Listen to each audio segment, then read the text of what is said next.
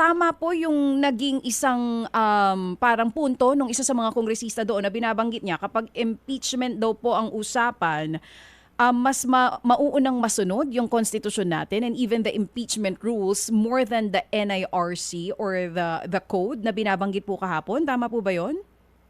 Fundamental naman ang pinakamatas na batas natin, konstitusyon. Yes po. Oo. Dalawa, pagdating sa impeachment, siyempre, ang susundin ng Kongreso, yung impeachment rules nila. If that is, and they have the power under the Constitution to promulgate their own impeachment rules. So, hindi yan pwedeng pakialaman ng kanino man.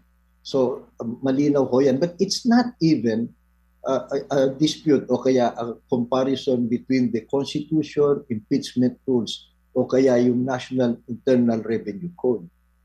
You just look at the National Internal Revenue Code and the mandatory law, yung Ease of Paying Taxes Act, yung Section 46 nun, at saka yung Section 71 ng National Internal Revenue Code, the old provision. Malinaw ho na may mga exceptions dun sa sinasabi ng BIR Commissioner na confidential lahat yan.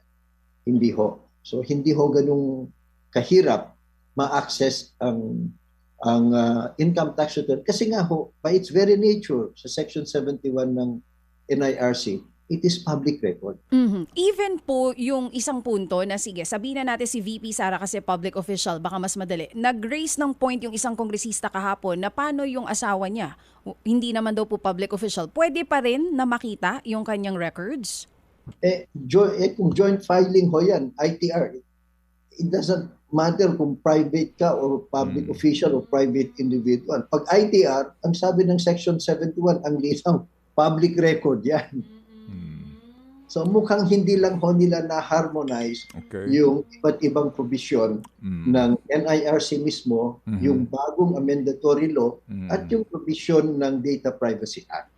Opo. And sir, yun ho bang pag-iingat ng Committee on Justice ay tama rin lang naman, ano? Kasi nga nag-iingat lang sila na baka na naman sila Supreme Court, ma-technical, etc. But tama ho naman yun, yung ganun pong disposisyon so far, no?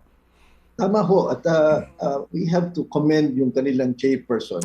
Inaagapan niya yun para hindi naman mabibigyan ng mitsa ang sino mang disgruntled party na magpapasaklolo na naman sa Supreme Court at baka naman pakikialaman na naman nila yung proseso ng impeachment na sa konstitusyon, puder naman yan ng ating mga elected representatives. Mga kapatid, para sa iba pang mga balita at impormasyon, sundan niyo po kami sa X, Instagram, Facebook at syempre sa TikTok, True Network PH. Mag-subscribe din po kayo sa aming YouTube channel, True Network. May website din po tayo, truenetwork.ph, at pwede nyo rin po kaming mapanood sa Channel 19 ng aming True FM TV. Lagi pa rin makinig sa radyo dito po sa 105.9 True FM dahil dito, laging true sa'yo, kapatid. Ito tayo sa